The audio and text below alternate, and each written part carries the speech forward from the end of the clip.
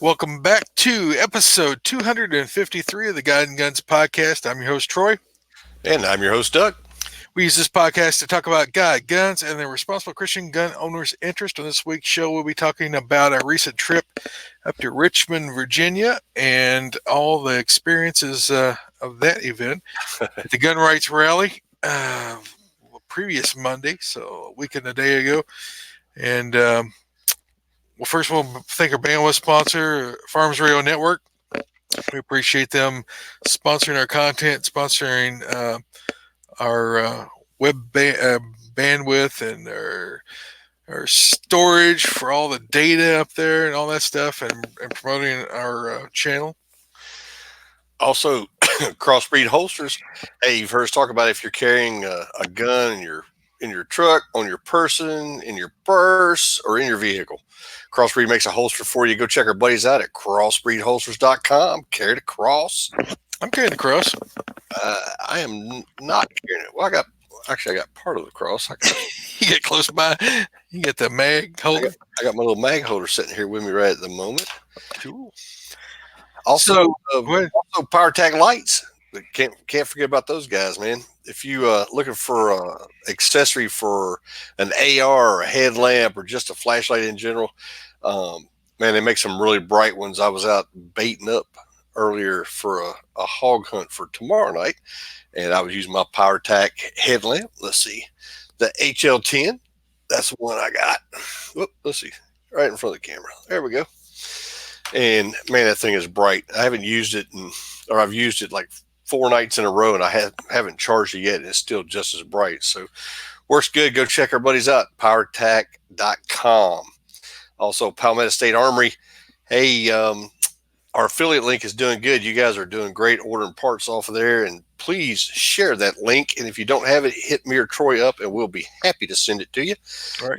And everything that you buy off the site, they send a little love back to Troy and I to the show to help us out with bandwidth and everything else that we do. So go check them out, Palmetto State Armory. Good deal. What have you been up to, Doug, this last week? I know that you've been slaying some hogs, but I know you've been up to more than that. I went to go try and slay some hogs. I didn't see nothing to shoot at. We had a little night vision trip and daytime trip. I didn't see any pigs on either one. I saw a few deer and some raccoons, but I left Saturday afternoon. They had a cookout down there for us, and then they were going to go back and hunt that night. And one of my buddies hunted the stand I was hunting in, and he shot 4 off of it that night. Oh gosh! Always a bridesmaid, never the bride. But that's the way it works sometimes. I see on the God side, I've been doing my daily devotionals every day. I did not. Well, we were up in Virginia the other day. I left Sunday, so I didn't get to church Sunday. But been doing my devotional. So me either. You either. I know where you were too. I was driving in the snow. You were driving in the snow coming through West Virginia. Yeah.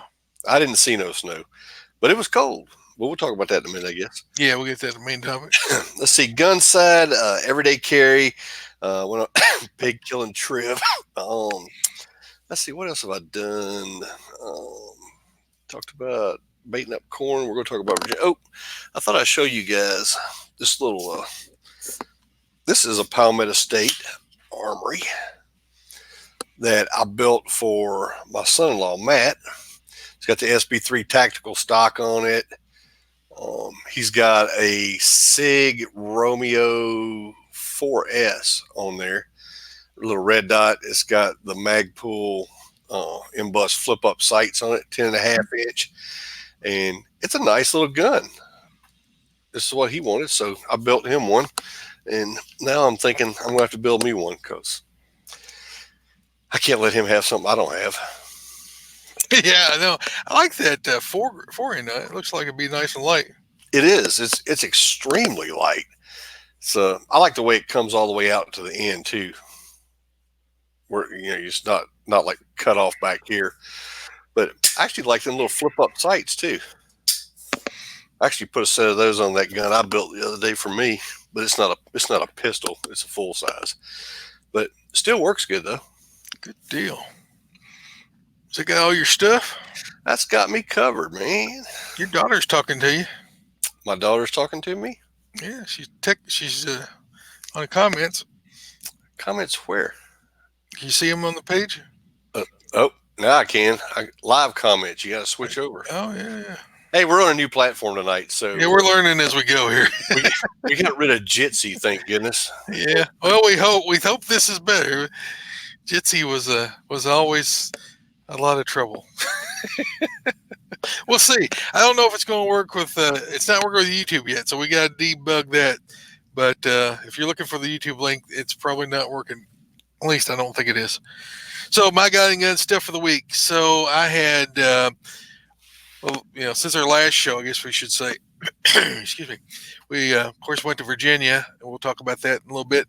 But of course, daily Bible reading, had church security this last Sunday. It was uneventful, thank goodness. And our team is a little bit more heightened alert. They have been talking about more training, and I'm trying to get some new guys on board, trying to get a bigger staff. But we talked about that. We talked with the pastors about getting some more guys recruited, vetting them, and getting them trained, ready for the show, ready for prime time, ready for the show, the big show. Ready for the show. Ready for the show. But it's a process. It's not done quickly, but working on that. Let's see. EDC, worked on the EDC. We have had a coming up this Friday. We've got a rally in Frankfort, our capital here in Kentucky, and so a lot of guys I know we're getting ready for that. So it's going to be a nice, rainy, 47-degree day. Looks like, according to the forecast now, of course, you know how weather is. It'd probably be sunny and 65 or 22 degrees and snow. You just you never know. You never know about that. So we got that going. EDC is my usual suspect, the Glock 30S in the Crossbreed Super Tuck. I'm not carrying my Switchblade tonight. I'm just carrying a little something. Maybe I'm not carrying it. I already took out my pocket. Little Leatherman Skeletal. I find that's pretty handy when I'm working around here, around the house. I carry a bigger blade whenever I'm out. And then all the usual suspects. What are you carrying tonight, Doug? Let's see. Tonight I have my Glock 19 with my night vision sights on it. What else I got? That's about it right now. I just emptied all my pockets out a while ago. I need to do a video one night when I empty my pockets and stuff and show what I have in them. I do that when I come home at night or come in and I start taking stuff off. I don't ever take my gun off and my spare mag until I'm going to bed. And so, but I'll unload all the other stuff out of my pockets, or on Sunday mornings or whenever I'm going out, I'll start loading stuff up and taking it off. And Krista will be like, "Why do you carry all that stuff with you?" Because I have two flashlights. I have one just like a regular use light, my little O-light that I've had for years, and then I have the bright. What's it called? Brain fog. Can't remember it. It'll come back to me later. E2D Defender. All right, I found it. I'll carry that. I'll carry a knife, and I'll carry a tourniquet and one of the cargo pockets, and I'll carry an IFAK in another cargo pocket. And I usually have a radio on me now that I'm a ham, and so I always have a ham radio. I have a power cord for charging my phone and a battery. And so it's all the time piles of stuff. I mean, it's probably a good 2 pounds of stuff out of my pockets. You know, the wallet and and the rings and stuff like that. It's crazy how much weight you pack around all the time when you're carrying. And then I'll have I've got my backup gun. I'll have either Glock 26 or the Ruger SP 101s in one of my pockets as my backup gun. So uh, I'm trying to do this on the fly. It's messing me up. I know, right? I'm sorry, guys. I keep stopping and starting. I'm trying to run it and talk at the same time, and I'm not doing too good at it. But that's my carry. That's your carry, and so we got some feedback. So go ahead with the feedback they got, Doug. Let's see. Let me switch back over to that now. So feedback. Our friend Troy, also Troy, Another Troy. Another Troy sent me a message. He said, "Hey Doug, hope is well with you and your family. God has been wanting me to tell you something that my dad told me some years back. I was having a hard time wrapping my mind around the word eternity. This is what he said. A man stands on the top of Mount Everest and holds a silk cloth in his hand. Every 1,000 years, he drags that silk cloth across the top of the mountain. By the time he wears the mountain down to the sands of time, eternity has not even begun.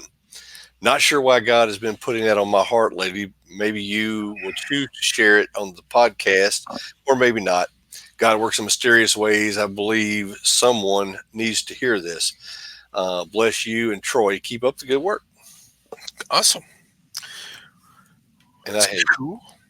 I had messaged Troy and told him that I would most definitely share that, read that and share it on the show with him. Cool. You got a lame joke for us? Oh no, this may not be a lame joke. It's a new one. Oh no, it's a new joke. It probably is. My buddy Chad said it to me a while ago. It's not a recycle joke. It's not. Hey, I've been doing pretty good with the with the pastor jokes lately. But Chad sent me this one, so if it's lame, Chad, it's your fault. And if they like it, Chad, it's still good because you sent me one, so yeah, I'm good with that. Yeah, we enjoy the help. So this was called Adam and Eve. One day, Eve started was getting suspicious of Adam, wondering why he was coming home late. Adam reassured her, "Honey, who could I cheat with? You're the only woman in the world." The next day, Adam woke up, Eve tickling his belly.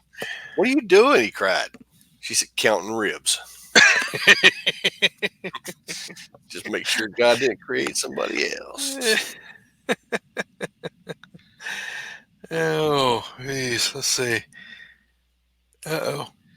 Jim, I was reading comments. I'm sorry. All right, your Bible verse of the week is coming from Proverbs. Let's see. Proverbs 13:6. I went to the eye doctor today, and my eyes are not quite back from being dilated. Everything's still got a little bit of a halo around them or something. So I'm having to really look at it. Hey, go ahead. Look, I was going to say, I'm trying to look at this on the Facebook side to see if this is broadcasting and streaming right. And I can't honestly tell because mine looks like it's freezing up. If somebody wants to comment, if you can hear us, and somebody wants to comment on that side and tell me, is it freezing for y'all too? Jim just commented, said he lost us on Facebook, said it was expired, and then said we're back. Yeah, mine still shows the feed, but I don't know. Yeah, we don't know what's going on with YouTube. I set it up the way it said to. That's Brian over here commenting. Yeah.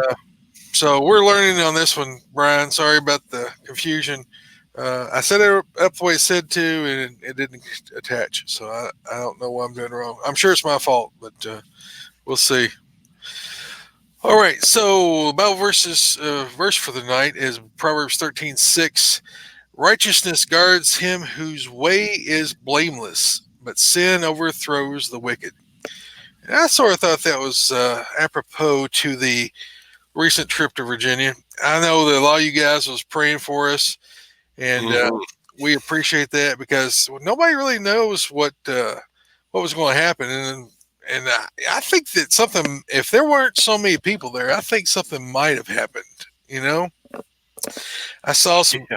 I saw them flying around in 2 different squad cars around the perimeter, and anybody that had anything covering their face, they were throwing a fit, jumping out, and it'd be 4 people in each squad car coming up and threatening to arrest them if they didn't uncover uh, their whatever's on their face. Some people had the face cover. Some people just had like scarves and stuff because it was 20 something degrees and the wind was blowing about 15 miles an hour. So yeah, it was cold. So I don't know. It was odd the way things were going, but we'll get into more of that later on. But I just want to share that verse with you guys that when you walk with the Lord and you're trusting in Him to be your defender, to be your protector. I mean, you do everything you can, but God is the ultimate protector. He's the ultimate defender. He is who's going to guard your life, and He's going to take care of you if you do die. So if you're killed and martyred in this world, you'll have a heavenly home. And so that's the way I went. I'm like, I'm not afraid of men. The Bible tells us over and over and over again, don't be afraid of man. All they can do is take your life. They can't take your soul. Be afraid of the one who can take your soul. I'm paraphrasing a Bible verse without referencing the Bible verse, but the Bible, Jesus is always saying, "Don't be afraid. Don't be afraid. Just do what you're called to do and live for me, and everything will be okay." And that's the way I'm going. I mean, we have to be that way in every aspect of our life. We have to be willing to uh, go boldly out and proclaim the gospel, proclaim freedom, be against tyranny. Those are all biblical principles that we should defend the weak. We should defend the defenseless, the children. We should defend the poor and the widows. We're called by God to do these things. And if we are too afraid, if our faith is not enough, that we're not willing to put our life on the line, or as Jesus said, if you're not willing to die, what greater love that man laid down his life for a friend? You have to just depend on God, rely on God. So that's about all the preaching I'm gonna get tonight. We're gonna rock and roll on through here, but we appreciate you guys being on here. This is great, man. We got a whole bunch of people on here live. We got a whole bunch of people giving us thumbs up. We appreciate that. And so we're going to keep on going, and we'll figure this thing out in a day or in a couple more episodes. just to hang with us for a little bit. Go ahead and jump into our main topic. The Virginia gun rights rally was last Monday, and when we had the president on and VCDL and talked about it, I was just like, I'm going. I just decided I was going to go, and I asked Doug. I said, "Hey, man, you want to go?" And we had Oathkeeper friend here in Kentucky provide a hotel room for us, and so we had lodging paid for us, so that was great. And so all we had to do is get ourselves there and back and feed ourselves while we're gone. And so they helped me convince the wife to go. And we appreciated it. Yes, we did. Matt is the guy that stepped up. He was wanting to go. He had something come up at the last minute. He wasn't able to go with us. He wasn't able to go, and so he gave us the hotel room that he and some other oath keepers here in Kentucky were going to be in. And there were a ton of people that were going to go that dropped out in the last couple of days before the event. I think the governor scared off probably, what do you say, 20-30%, just probably. And the people that didn't want to get into armed conflict or get thrown in jail. I didn't want that either, but I'm not going to let him scare me. No, stand down. That was the whole tactic of doing it. So we decided to go. It was pretty much last minute as far as not really having made plans, and God just provided us a room and provided me a way to get there. And so I had plans to go one way and ended up going a different way and doing some things I wasn't planning on doing. Everything worked out. God provided the way. And that whole rally was bathed in prayer. You guys were praying for us. We were praying for us, and our church friends and family were praying for us that it would be a peaceful event, because we didn't want to go start something. We wanted to go and be seen that, hey, look, we're going to be. Am I still live? You still hear me? Yeah, you are. Okay. I thought I hit my mute button. But we wanted to stand tall. I mean, it's a lot to, to sit there on the keyboard typing all day and do stuff. But when you have to go and spend money and show up and drive, I don't know, it was like 500 miles for me. I don't know, it was probably something like that for you, 400 or 500 miles. Over 500. Yeah, and round trip, you're close to 1,000 miles of driving and things like that. You have to step up, stand tall, and so I thought it was important. I thought this was going to be a historic event, good or bad, whatever it was, and so that was what I was going with. My heart was that I would try to go and do all I could peacefully, so that my children and grandchildren aren't fighting in some kind of a civil war. That we can retain our rights, and that the public servants would uh, understand that they are stepping over the line. But I don't know that they got that message. I think that they refused to be there. They all left town, all felt threatened. Whenever you threaten to make felons out of the majority of your population, you ought to be sort of scared. So they made it out to be um, we were racist. They started that white supremacist crap. 3 or 4 days before the rally was going to start, and anybody that was a member of any militia group, like 3%ers, oath keepers, even military veterans, which I fall into 2 of those 3 categories already. Yep. Because I'm an oath keeper. I'm a military vet. And we were all deemed as domestic terrorists. And if they saw you wearing an oath keeper or 3% or anything like that, the word was they were going to arrest you potentially and charge you with the Patriot Act, which they can put you in jail and not tell you why or how long, or not let you make a phone call or nothing. And your family won't even know where you're at. Won't even know where you're at. I told my wife before we left, I said, look, if your phone rings and it's a number coming from Virginia and you don't recognize it, answer it, because that might be the only call I get. Yeah, that's true. And she's like, oh, okay. She's like, you're not going to get into trouble, are you? I was like, probably not, but you never know. Yep. So we rolled in there Sunday evening. Doug beat me in there by a couple of hours, and had a nice hotel room. What's that? It wasn't snowing on me coming out of Georgia. It snowed on me till I got, 20, 30 miles into Virginia, maybe 40 miles into Virginia.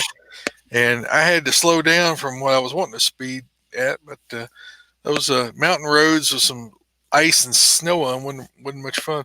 They weren't terrible. They just were a little slick. But that was what that was. So we got there, we got unpacked, and we ran into people immediately there at the hotel that were all there for the rally. I'd say probably about half the people were probably the gun rights rally. The other half was volleyball teams. Yeah, the other half was a volleyball team that was there for the tournament. Yeah, and the hotel room was how do you by the map app? It was like 7/10 of a mile, but I don't even think it was that far. It felt like about half a mile at best. And so we loaded up, and we did not go into the chain fence area. We were not born slaves. We didn't want to become a slave and put into chains and into a chain link fence and having armed people pointing guns at us. So we stayed outside the fence area. We were trying to rally up with the oath keepers, and so here's the logistical nightmare that was that event. They were trying to get from parking lots that were outside of the area due to many reasons, because there was buses that VCDL had set up, Virginia Citizens Defense League, had set up to bring people in to the event so that they'd have enough parking. The governor is scared or threatened or whatever the parking garage owners downtown Richmond to shut their garages down, so people who had reservations for garage space that day were not able to park there. So they were having to park from way out. So you had all these big buses trying to run people in. You had all these people trying to find parking spaces downtown, couldn't get away. They were having to park further and further out and walk in. Of course, it was 21, I think, when we went down there. Some of the other guys was there too that commented. We appreciate that. But but it was cold. The wind was blowing, and so I'm on the texting with Stuart Rhodes, president of Oath Keepers, and he's like, "Hey, man." The rally point that they established was a church. It was inside of a fenced area. We couldn't even get into it. It was blocked off. The police had cordoned off that whole block. We've cordoned off most of the whole area around the Capitol. You couldn't get into most of the streets right around the Capitol, except for just a couple streets coming up from underneath of it. So you were in a terrible position to try to see it. So people were standing 2 blocks out all the way around the main Capitol Square. And so people were trying to get into it. People were pushing and shoving. I was trying to play some video, but I can't get my video to player to pop up on this share screen. We'll figure that out by next week, hopefully, too. But let's see. We had I got things going on in the background here. I'm sorry, guys. I lose my track of thought. But we tried to rally up, and so he's like, "Hey, can you get us out another position to meet up?" Because Oath Keepers was supposed to have 60 guys show up from around the country, and I was like, "Well, across the street there's an empty corner," and he said, "Hey, go hold that corner." I'm like, "Hold it." Yeah, I'd like to hold the corner. I don't know, man. We'll see. So we went over and stood over there in the corner, and then they're like, "Hey," I was like, "Where you guys at?" He's like, "We're still trying to get down here.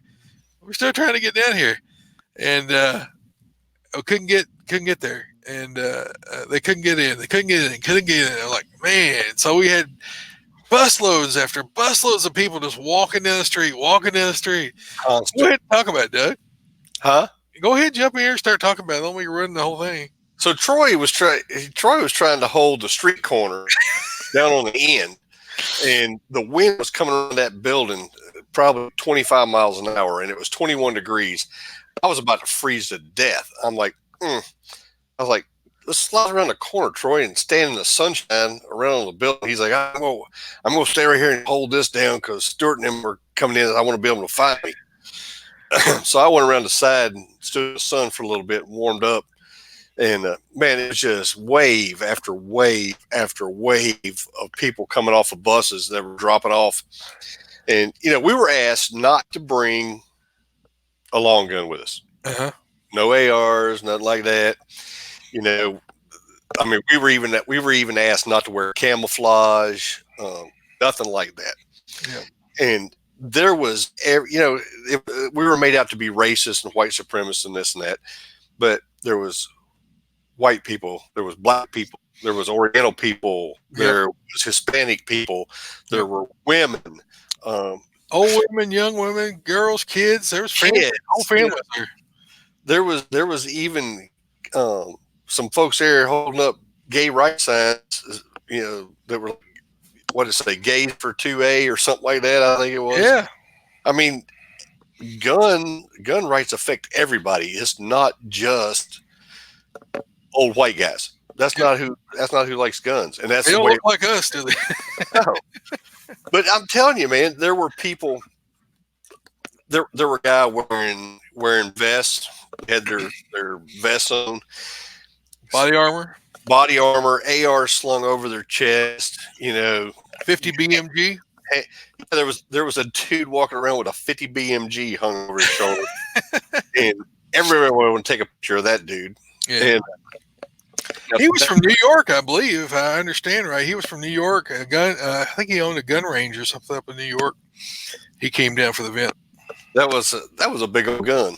I wouldn't want to tote that thing around all day long. Yeah, he's a pretty good sized guy. I'm sure he had some help.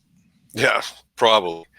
But I mean, Troy and I, of course, we were carrying. We always carry everywhere we go. Yep. So we got mags, but just no long guns. We not saying we didn't have them in Virginia.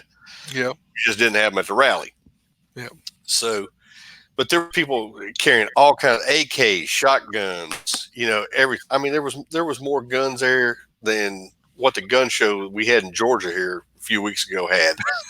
They were everywhere. Yeah, guys had suppressed rifles and they had full mags. I mean, a lot of mag pulls with the windows. You could see it is fully loaded. I was like, boy, boy, somebody kick something off. It might be a bad place to be. But they had snipers up on the roofs. You could see them up there. I would not want to be those guys up on those roofs. You know, it had to be freezing up there. No, there was people from all walks of life up there, man. There was people that looked like they came straight out of the hills and hollers, to come to the rally, and they had their camouflage on and the whole 9 yards. There was even one. I think he was in World War II uniform. Yeah, he was an old guy. He had a bullhorn. He's got his World War II uniform on, walking around, and he could have been World War II. He didn't look quite old enough, but it's possible. He'd been one of them 15-year-olds enlisted or 13-year-olds. Well, he would have probably been one of the last ones to enlist, right before the war was over. But I mean, he was walking around talking about guns and rights stuff. You had guys wearing camouflage, all the way to guys wearing 3-piece suits with an AR slung over their chest, walking around the street with their suit on. Business guys that just came down to lobby their delegates, who didn't even show up. The Democrats. Yeah, they all went and hid.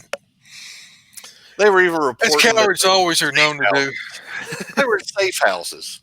Safe houses. They did. Well, there's laws against, shooting congressmen, so that stops that from happening, right? And you make laws against stuff, it doesn't happen. So they shouldn't have to even go hide out in a house with police protection. Exactly. There's a law in the books. Because if you make a law, people don't break it. People are going to abide by it, right? That's right. Unless you're a criminal, right? I know, right? Then they get out of jail free card. Now, I'm not going to lie to you. There was a couple of people there that were toting guns when they walked by us coming off the buses and stuff. They're not that I was worried about them. It's just the way they were carrying the weapon. Yeah, they were fingering the trigger and fingering the hand grip and fingering they had their hand too close to the trigger, and they were not very. This gun is not loaded, so prove it, Doug. Prove it, not loaded. All right. So it is not loaded. Right. So these guys are walking around. I don't know if you can see this or not, but they're walking around. They got it slung over their chest, or no sling, and just hold it in their hands. Yeah, that was making me nervous. Like, I don't want to be standing next to this guy when he starts pointing that in the direction the police officer is going to take offense to, and then a rain of bullets. But people do what they want to do. Yeah, if you've ever been through a bulwarks class or any kind of class, but bulwarks for the most part, you don't muzzle nobody. Troy and I are having breakfast at the hotel. Guy, he's like 70. Don Johnson. Yeah, they think he's Don Johnson. He's got his shoulder rigged on. Yeah, Miami Vice holster. Every time he turned around, he's muzzling Troy and I. We're both in the background like, hey, easy. Yeah.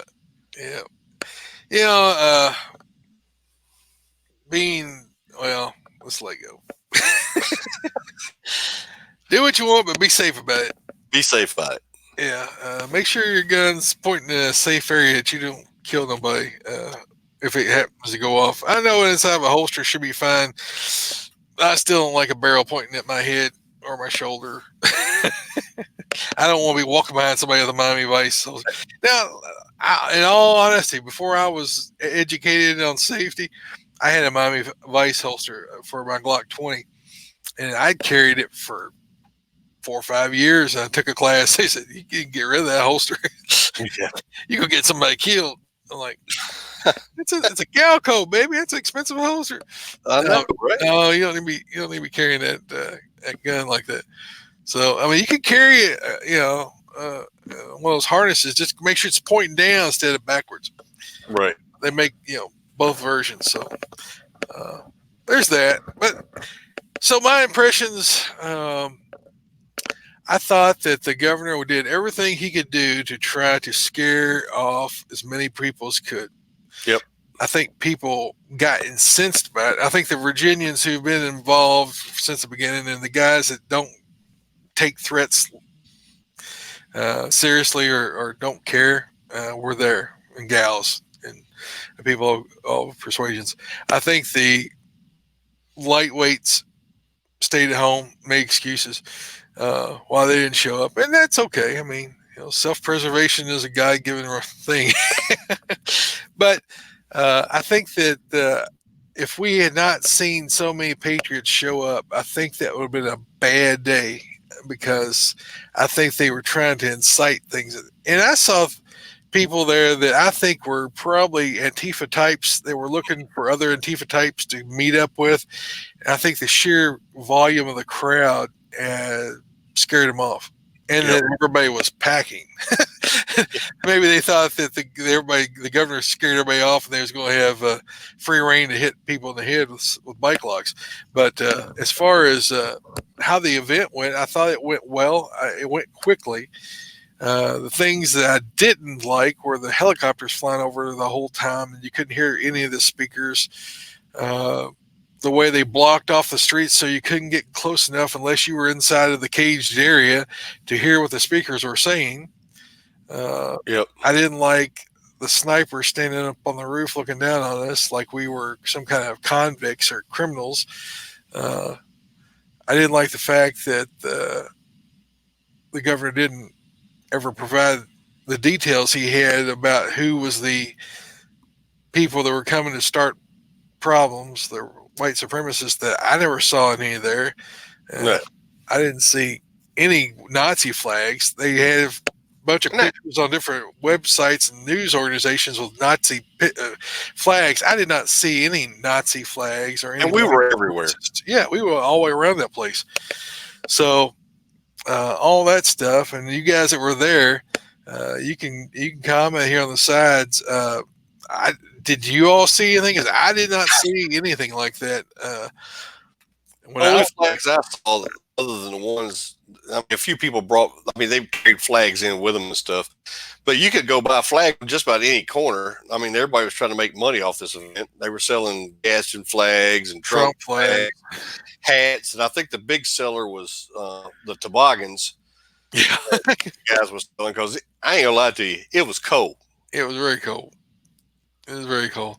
If I had to do over again, I would have worn my insulated underwear because my legs and butt got cold. That wind coming around that corner of that building, I got chilled down pretty good, and I coughed and sneezed all the way home. I thought, man, I'm gonna get up with a cold. I finally kicked it. I took a bunch of colloidal silver in my Zija, and about 3 days I kicked it. But I doubled jackets when we come out of the hotel to get ready to go over that morning, and I was like, that ain't gonna work. And I remembered I'd been duck hunting, a couple of days beforehand, and I hadn't taken none of my stuff out of the back of my truck. So I'm digging in my bag, and I got a toboggan, I got me some gloves, and I was going to put a neck gaiter on, but it was camouflage, and I said, well, I better not put that on just in case. And got down there, and half the people down there was wearing camouflage. Yeah. I wore. I ended up wearing a Carhartt because I didn't have any big, heavily insulated clothing that wasn't camouflaged.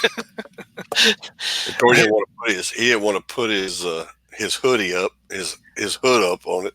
Yeah, I ended up having to because it was too cold, man. I had a toboggan on; it wasn't doing nothing to cut that wind off your neck. And I was like, "Well, I'm putting the hood up," and I wore a body camera, so I got video of us walking around and stuff. I was going to try to play some of that, but we might be able to post it up somewhere else later on. But it was a good event. I think that we need to have a bigger presence the next time we have an opportunity. I think that it's going to be something we're going to see everywhere. I think we're going to see it. I know there's several states. I think somebody said, was it somewhere out west was having the same kind of thing going on there. I'm trying to remember which state it was. South Missouri. Well, they were. I mean, we got several things that were proposed here in Kentucky. Thank goodness, right now we have a Republican House and Senate. It's in strong control, but we do have a Democratic governor that won by a couple hundred votes. So go ahead. I was going to say, we talk about preserving the Second Amendment, because without the Second Amendment, all the other ones can fall. All your rights can fall. and it's all based on the Second Amendment. And the governor of Virginia and the legislators have just proved that fact last week to us, right after we left. Yep. That not only are they trying to take away all the rights, which I didn't know some of the stuff they were trying to take away until we actually got to Virginia and started talking to people that were from Virginia and watching the local news. They're actually trying to take away. You can't have any indoor or outdoor shooting ranges. You can't get any kind of instruction to learn how to shoot a gun or anything else. They're trying to take that away. Did you see what they just passed through the Senate the other day up there, Troy? I've been watching, but not as closely as I was beforehand. They passed one through the Senate that makes it a crime if you go on Facebook or YouTube or anything else and criticize the governor, the lieutenant governor, the attorney general, or anybody in the House. That won't stand. Well, no, but they tried to pass it anyway. Yeah, I'm sure they probably can pass it. There's a second first. He's a lunatic, man. I'm telling you. Well, I think they're pushing for all they can get. I think they're going to go as far as they can get, and then we're going to have to reclaim ground, or Virginians are going to have to reclaim ground. You know, when they're always on offense and we're always on defense is a problem. Mm-hmm. We should be on offense. We were on offense until after the do-nothing Republicans sat on our butt for the first 2 years of Trump's office. They could have passed through a whole bunch of stuff, but they sat there on their hind ends because they're a bunch of nannies and let the Democrats take over, and then we got all this circus going on for the last 2 years. So that's like I messaged the governor of Georgia today. I've been messaging House representatives and stuff all week. They got a bill on the floor right now in Georgia trying to pass constitutional carry, and there's Republicans that are balking on it and not wanting to push it through. Yeah, because they believe the media instead of what their constituents are saying. Mm-hmm. Yeah, they're rhinos. We're going to have to root the rhinos out, man. But, you know, let's stay on the politics for a little bit. I mean, I know it's a lot of politics, but, you know, if you guys have this going on in your neighborhoods, man, you got to rally together. Here in Kentucky, I was really surprised and blessed to see so many patriots stand up and the state pretty much going totally sanctuary counties. I mean, all of the counties except for just a handful are now sanctuary counties that they're not going to pass. They're not going to enforce or participate in any new federal gun laws or state gun laws that deny Kentuckians their right to their Second Amendment. And so it was a product of Virginia. Virginia seeing what was going on in Virginia and how that governor is just run roughshod over most of the state. I mean, you got only 2 counties in Virginia that aren't sanctuary counties. Mm-hmm. That's the capital, and that's like the capital over there in Richmond, and the capital of in Washington D.C. That whole corner up there, part of D.C. And so the rest of the state is against it, and they're going to run roughshod over it. So to see people get out from behind their computers and show up at court meetings and voice their opposition to it, calling the representatives, things like that. You got to wake up. I mean, we're behind the ball in a lot of these states, but you got to support them. The guys from New Jersey were down there in Virginia supporting. And then people in Virginia were like, "Oh, it won't ever happen here." And boom, they have proposed more gun registration stuff than New Jersey has. Yep. That's how much of a flop it was, a flip from what it was before. And so the guys in New Jersey, they stood tall, came down. Lots of people from New Jersey come down, and people were supporting them financially and trying to keep the thing going. The biggest thing I see as a problem in the gun community is we got so many of these agitators, and I think they're probably anti-gun people that are pretending to be gun rights guys. They're trying to create and sow division between the NRA, the Gun Owners of America, Second Amendment Foundation, Virginia Civilian Citizens Defense League, and they're disinformation people. They're getting in there and trying to get them to bust them up. They're trying to divide us. They're trying to keep us from being united as a front. Because if we could ever get united as a front and quit bickering at each other inside and focus on what we all want, is that the Second Amendment is the constitutional carry for all states, for all areas, and do away with all these illegal, unconstitutional laws. We have to stand united and not be trying to say, well, I want to be able to have my guns, but I don't think anybody needs an AR, or I don't think anybody needs an AK because they're weapons of war.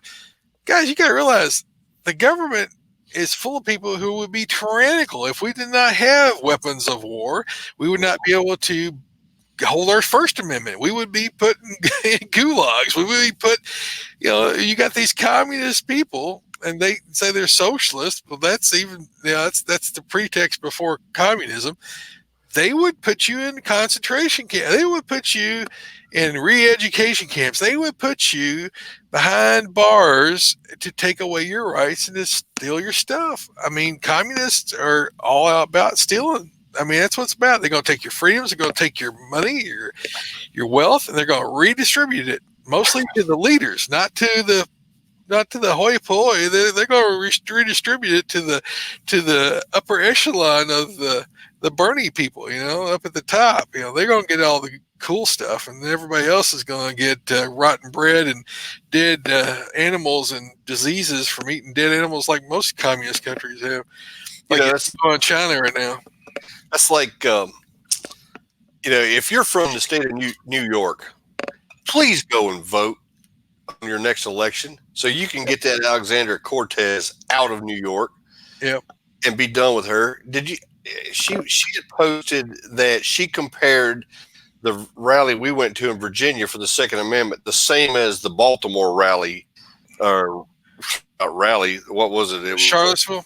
No. The one up in Baltimore where they were protesting when that fella got shot up there, and they took to the streets, and the Baltimore mayor let them just tear the place up. They was setting up, and she had the nerve to compare us to them, and that we were the same way.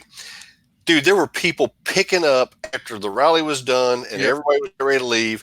There were people walking around handing out trash bags, and everybody was picking up trash off the streets, which, and I didn't see a single person at our rally run down to the Best Buy and bust a window out, give them a big screen TV. No. Because they felt like they was treated unfairly. We didn't get to see the governor, so we're entitled to a 70-inch. I don't get it. Yeah, it was the opposite of Antifa rallies. It was completely the opposite. People were laughing and talking, and there was some frustration with everybody being cooped into little pathways where you couldn't see anything, you couldn't hear anything. But there was almost a party spirit about it. Everybody was happy to see each other there. We had people saying, "Hey, man, thanks for coming from Kentucky. Thanks for coming." And the Virginians there, thanks for coming and supporting. But there was people from California there. We met people from Florida there. I mean, some of the Oath Keeper guys were from Florida. Some from New York State. Of course, Stewart's from Montana. I mean, that's harder to get from Montana to Virginia is from California, I think. Yeah, there were people from Texas, Michigan, Minnesota. I mean, there were people from everywhere, and as packed as those streets were, because Troy, we started in the back, and I gotta say this one last thing before we get talking about going through the crowd. We did, while you were holding up the corner up on the street that we were at. Yeah, we did run into a fella that started talking to. He was trying to stay out of the wind as well. I started talking to him, got to know him, and kind of find out he was looking to hook up with Oath Keepers as well. Yeah, for the rally. His name was Scott. It was Scott. Yep. And so he wound up just going with me and you. Yep. And we made up our 3-man team right there. There was actually another Oath Keeper at that square that I didn't know was there, waiting for Stewart to show up.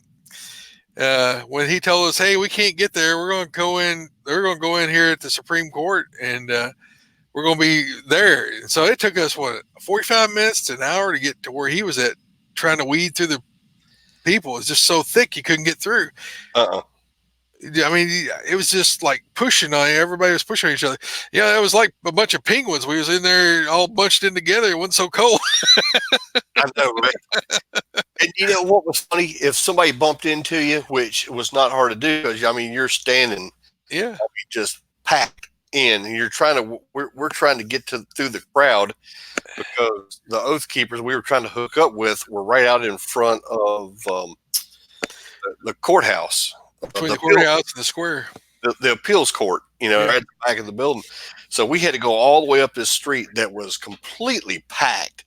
And, people are bumping into each other. I mean, not hard, but you're just standing, amongst a sardine can, and you get talking to the people next to you, and they're, where are you from? Hey, where are you from? You just start talking, and people bump into you. The most polite people I've ever seen. They're like, oh, man, I apologize. I didn't mean to hit you. You're good, dude. You're probably carrying a gun, so I'm not going to fuss about it. Yep, I understand. Well, let's see. We've talked about the rally. We've talked about after the rally. So what? After the rally was over with, they ended a little early. I think it was supposed to go to 1. It ended at about 12:40 or something like that. All of a sudden, we couldn't hear anybody speaking, and then we had some guy come down to the fenced-in area down to where we were at and said, "Hey, thanks for coming. Appreciate you coming." And that's the only thing we knew. That's when we knew that it was over with. And they started doing the Pledge of Allegiance. Yep. But everybody was trying to be positive. Everybody wanted to be heard and seen. But the truth of it all was there was way more than 22,000 people there. Oh, way more.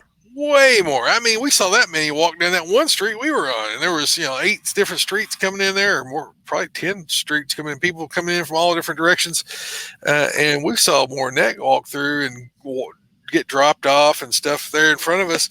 In just the hour or so we were standing there, or I guess it was an hour and a half we were standing on that corner. But it was as we were leaving, we were meeting people coming in, trying to get into the rally, still trying to get into the rally. Stuart said they got guys that were still at the parking lot, couldn't get out of the parking lot. A lot of the Oath Keepers guys couldn't even get to the event because the streets were so clogged, and then the buses just refused to try to get back down there because they were so blocked off, filled up with people. Traffic was backed up in all directions. They said it was just a nightmare trying to get in there. And you had old guys that, they're 70s, 80s years old in wheelchairs coming in there in that kind of weather. When you're that old, you got to have some will to go out in 20-something degree weather, the wind blowing in a wheelchair, because you know how old people can't hold their heat. That could be a death sentence for these old guys, And these old veterans that's coming in there, man. Huh? I couldn't hold it very well either. Well, the older you are, the harder it is for them to maintain their heat. My dad freezes inside of his own house, when he's up here. Hey, I'm not going to lie to you. When you and I were sitting there programming those radios, I was frozen. I'm sitting there. I'm trying to turn the knob on the radio, and I'm just sitting there. My hands are just shaking. And you're like, "Are you okay?" I'm like, "Yeah, I'm good. I guess I'm just cold." Yeah. We programmed like 2 radios. You had to put your gloves back on. Yeah, it was mean. We're pretty much Southern boys. It gets cold here in Kentucky, but Doug's not used to this cold. No, since he was about 35 years ago. Like I told you, I started to go back to the truck and put my waders on because they were insulated. That would have been fun walking down through there. The neoprene? No, they're actually, rubber. They're actually breathable waders. They're actually very comfortable. Huh. Wow. And they're insulated. I can stand in 30-degree water all day long and not get cold at all. But I was chilly. Yeah. So whatever the news reports numbers, I would triple it at least, because the pictures they took were from early in the day before everybody got there, while people were still trying to get in the fence. And there was the angles they took pictures of only showed one little sliver. It was pretty much the alley was trying to get up through. That one street was trying to get up through that corner, and then the fenced in area. But you got to realize that I would say it was like a 10-acre square, that the Capitol Square where they had fenced off. It was 3 or 4 blocks. Yeah, and squared. So it was tons and tons of people all the way around the outside of that. It would be hard to guess, but they had so many cameras on every corner, on every building, out in front, people taking pictures, and news reporters running around trying to cite stuff. It was a mess, but I would say there was a lot of people that never even made it in. Oh yeah, that never even were able to make it in to see the event. We didn't get to see much of it because we was hanging around waiting for the Oath Keepers to show up, and they couldn't even get to where we were at. They ended up going on into the event, and so we had to go almost all the way around the whole outside of the event, then to try to get up in there, and it was tight in there. Oh, I don't know how many people we estimate. I would say 2 blocks out, almost all the way around the Capitol grounds. There was at least 40,000 plus. The news was way low on their estimate. They said there was only like 6,000 inside the fence and like 12,000 outside, but that's ridiculous.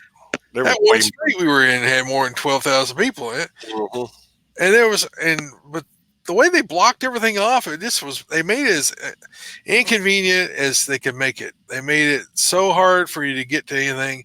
They had it all cordoned off. They fenced off whole streets going into the square. So people were just standing around the perimeter trying to hear, and you had these stupid helicopters circling over the whole time.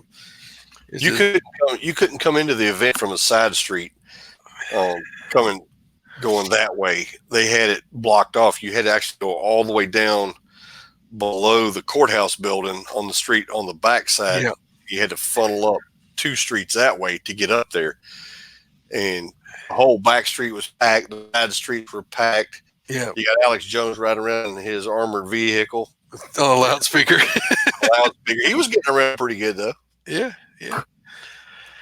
All right. Well, we're gonna start. We'll tell you how you can support the show. Then we're going to jump into the Armed Citizen of the week and talk about that. So you can help us out by buying patches and stickers. They look like this background here. God and Guns podcast. And I got one of the stickers. It's a little bit faded on my cup. You can get those. You can get the Matthew 22 stickers. I don't know if I got any here handy. But whoever doesn't have a sword, sell his cloak and buy a sword verse. We got patches of those and stickers as well. Also, you can help us out by Zija. You go to guideguns.myzija, myzija.com. You can find out more about that. I take it every day. It's helped me lose a lot of weight and helped me be out of pain. Also, we're in Terrace Alliance Life member. Guiding Guns is, and so if you guys would like to go over and check out Antares Alliance, just go to AntaresAlliance.com. Antares is spelled Anteris. Alliance.com, and they are a group of veteran-owned first responders, just patriots that have started businesses and they work together to support each other, and they also support our veterans through many charities and their first responders and their families with many different charities. So go check those guys out at TearsAlliance.com. I also put a link in there to Russ Bianchi. It's the diet plan I use to lose 160 pounds now. Over the last many years, it's a free 3-page little thing, what things to eat, what not, things not to eat. So it's a free link there for you guys, and then you get the rest of them, Doug. Crossbreed holsters. Hey, you heard us talk about it. Troy and I were both carrying with our Crossbreed Super Tuck over in Virginia, and zero problem. I rode all the way up there in the truck, 8.5 hours up, 8.5 hours back, comfortable. It never bothered me. They just make great holsters, guys, and they got them for anything. They got the Super Tug, they got the Mini Tug, they got the belly band, you name it, the Freedom Carry, Appendix Carry, Drop Slide, whatever kind of holster you're looking for. Crossbreed makes one for you for pretty much any gun you could put in there. And go check them out at crossbreedholsters.com. If you find something that you like, which you will, and they run specials all the time, use promo code GNG on a discount code, and they'll give you 10% off. Now, obviously, if they're running 25% sale, I mean, still let them know that you heard it through us, but take your 25%. But if not, use GNG, it's 10% discount on it. Also, Axelson Tactical. Hey, you have seen Troy and I's Axelson rifles. They are high performing, high precision, tack driving rifles. They make high performance rifles, bolt guns. I mean, if you like to shoot long range, they have some outstanding rifles. They have custom pistols, which I am going to get me one of those Axe 19s eventually, Troy. I'm just going to do it. I'm going to break and buy one. Hey, Axelson is actually letting you do financing now. So they got a company you can finance through and do easy payments. So you never know. Might have to do that. But if you want a tack driving gun, a high performing gun, go check out our buddies at Axelson USA and use the promo code God and Guns, and they'll give you a 10% discount for watching also. PowerTac lights.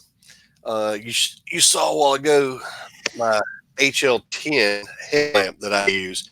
And we've had several guys have bought these that I have hunted with and saw how bright that light is.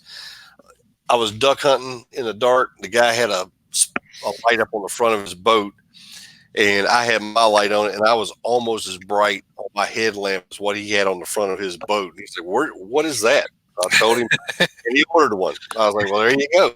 There you go. They work great.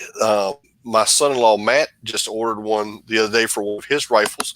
He got the light that has the mount, goes on your rail with the pressure switch, the whole 9 yards. And I think it was 11,000 lumens or something. It's really bright. It's got a strobe on it. He had it over here the other day, showing it to me. He just got it in. And they make some outstanding lights. And I tell you, you can't go wrong. Find the one you want, go order it, use the promo code God and Guns, and they will give you a 20% discount on your order just for listening to the show and using our promo code. So you can't go wrong there. Matt got his. It was $99, I think. He wound up getting it for like 80. So can't go wrong there. Last but not least, our affiliate link, Palmetto State Armory. If you're looking, if you're like Troy and I, and you like to put guns together and you like to buy pieces, parts, and do this and mix and match and have a good time, go out and check our buddies out at Palmetto State Armory. They have anything you want there. Sign up for the newsletter for Deal of the Day. I put it out on our page the other day. They got the new Glock 44 and 22 long rifle in. I was going to order one, and nobody can tell me if it comes with a threaded barrel. So I'm going to hold off and wait just a little bit, but I do want one. But I want one with a threaded barrel. So if you know the answer to that question, let me know. And They got one. They got one of those in at Steve's gun shop here in Hodgenville. I don't think it's threaded. He didn't say it was. I might stop over tomorrow and see if it's threaded or not. Check it out and see if it is. Because if it is, I'm buying one. I'm going to get me one just because I want one. Yeah. And if it's not threaded, I need to find out if there's an option to buy a barrel. I know you probably go to Lone Wolf or someplace and get a barrel for it. But yep.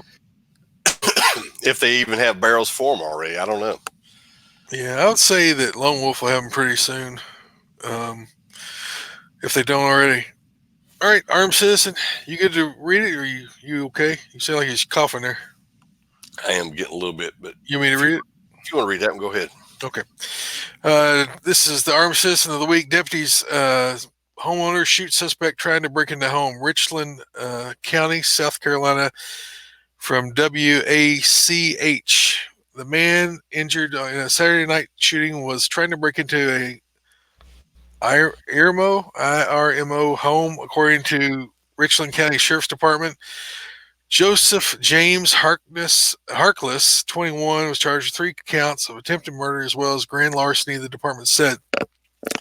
According to the deputies, the shooting happened Saturday night at the home in the 200 block of Concord Place. Deputies said Harkness tried to get in the home by shooting a glass patio door. That's when the homeowner grabbed a gun from inside the home and shot Harkless Hitting him in the upper body, as the deputy said. WACH Fox News obtained an incident report that showed a breakup led to the 21-year-old suspect opening fires. The investigators talked to the 49-year-old man who lives there, who said he was watching TV with his wife and his daughter when he heard someone knocking at the door. Then he heard gunshots. According to the report, Harkless threatened to shoot his ex and her entire family. The department said Harkless ran from the home and stole a running vehicle from the driveway next door. According to deputies, he drove to a nearby hotel and then asked them to call 911. Harkless is being held in the Alvin S. Glenn Detention Center. So there you go. If you don't have a gun on you when they come blowing through your door, you're behind the 8 ball. Behind the curve. You got to catch up. That's the thing about carrying concealed. You're going to have to react. You're not going to be proactive. You're not going to be, leading the gunfight. You got to wait till something happens. So you're going to have to break that OODA loop. You're going to have to get ahead of the guy that's doing the attacking. Have you been trained on how to do that yet? Have you been to class to teach you how to break the OODA loop of the attacker? Might be something you want to check out. Check our guys at friends at Bulwarks. I mean, they don't pay us anything. I just really like their courses. They help you think how you're going to get faster than the guy that's attacking you. I mean, you're responding, so you've got to pull from concealment, most likely, and engage the threat and be able to hit them while not getting hit yourself. Mm-hmm. And they can teach you how to do that.